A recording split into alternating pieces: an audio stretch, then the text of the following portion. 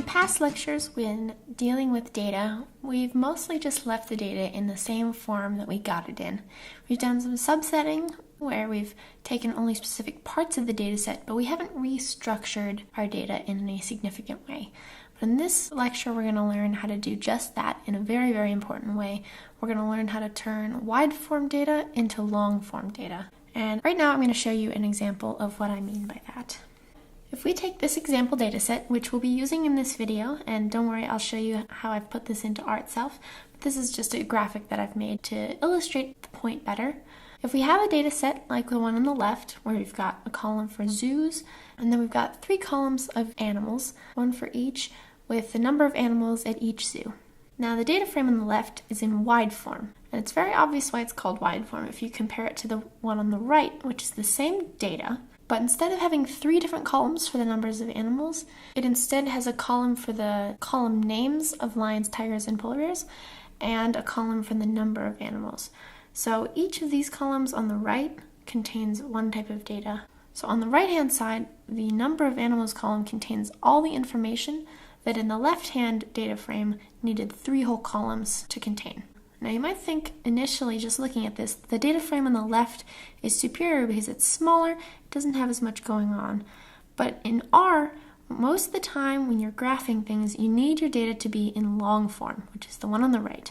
And if we think back to when we were graphing with colors based on variables and things like that, it becomes more obvious why we need the long form in order to make better graphs. So here's the same data that we saw on the graphic, but in R. We've got the city zoos vector, which contains 6 zoos, the lions vector, the tigers vector, and the polar bears vector. And we run all these, and then combine them all into a data frame called zoo animals.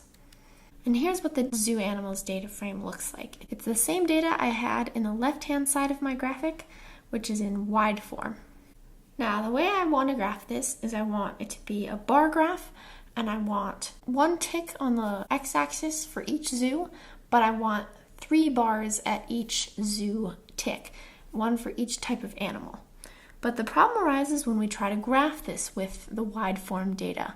The problem is that I want x to be the zoos, but then I want y to be the number of animals. But if we go back and see the zoo animals data frame, there's no way to put in, I want the number of all of these. We would have to enter all 3 of these column names, and R doesn't allow you to enter multiple columns. So that's our problem, is that we have no way of graphing this properly in R without doing something to our data frame, without converting it into a long form, which, as you recall from my graphic, contains a whole column with just the numbers of animals. There aren't 3 different columns with numbers. So for what we're about to do, we're going to need to call up the ggplot2, reshape2, and plier libraries. So I'm going to run these. And to change our data from wide form to long form, we're going to use the function called melt. And what it's going to do is it's going to melt down our wide form data into long form. The melt syntax can seem a little complicated, but it's really not that bad when you get used to it, I promise. You're going to name a new data frame, so your new melted data frame. Then you're going to write in your original data. So in our case, it would be zoo animals.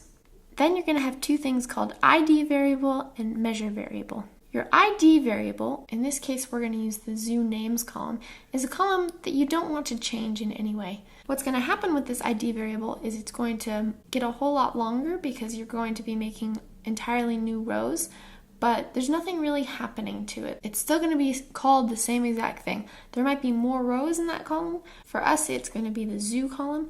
It's still going to remain the same zoo column in our melted data frame. The measure variables are the columns that you want to melt down. So in our case, we want to melt down the 3 columns with animal numbers in them. So in there, we'd put our animal numbers. So that's the ID variable and the measure variable. After that comes the variable name and the value name. And those are the new columns that you're creating. So within your measure variables, you're going to have a bunch of column names. The variable name is going to be the name of the column that contains the names of the columns you melted down. And the value name is going to be the name of the column with all the numbers in it.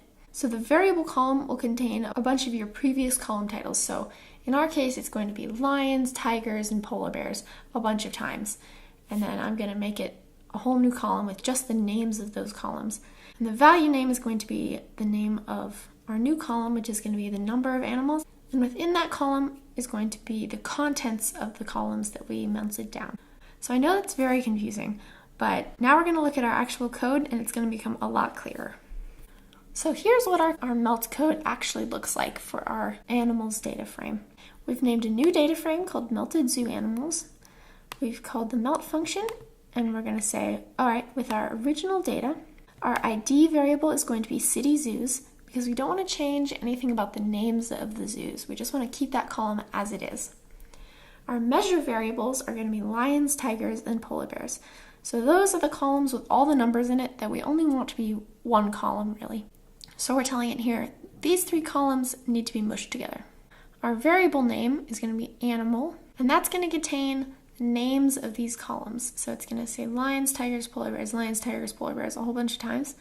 And our value name is going to be the number of animals, which is going to have the contents of these three columns within it. So when I run this, it's going to create a new data frame up here. Now I'm going to open both of these right next to each other so we can see it again. Now notice this data frame is a lot bigger than this one.